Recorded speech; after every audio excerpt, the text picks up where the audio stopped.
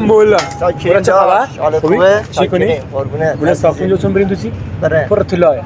خوراکی میچیاله بیشتر بریم یه دو نفر سراغ دارم نه کنی خب ول کنه نه با با چی بشو نی خب اینو کم دارم با 100 تا راتشونی کنو میاره والا بیشتر. خیال راحت بره بیشتر جون آقا مولا چاکریم هم مان ازار که عزیزم داداش مولا هم تابی گوی رفیقا من همین دو تا نه من رفیقش نیستم یه نفر منش که جونم در خدمتیم بفرمایید دایی ساختون بری رو بله بخوام بره هر چی داره جارو کنی سرسی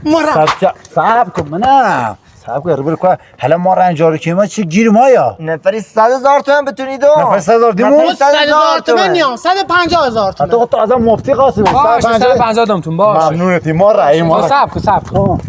کلی تاشه خب ایگری اری داخل هر چی داره خواهم جارو کنی سرسی ممنون آقاشون بود بیو بریم ده آقا بیو بریم ده مولا به ساعت کو یه ساعت رفیقات هم داخل پس چه کنن خاطر این وسیله بردن ببرید نکنه گیره بون شو کتابری ما چه نمی بریم بیا الکی 150 تومن قبول کردی 20 تا اتاق یه تو هم دونستم 20 تا اتاق داره فکر 4 تا اتاقه که من مورس خداوند یا الله سر مولانا بخوره دنیا میگی محمود چی کنی بالفرد به لقب میکنه تا مردی که چند تا اتاق ببرو همون گمره هر چی وسیله قیمتی بیاش واسه چه چی بر جارو کن بیا سر نه خاطر بیا خواهی 20 تا خود رفیقات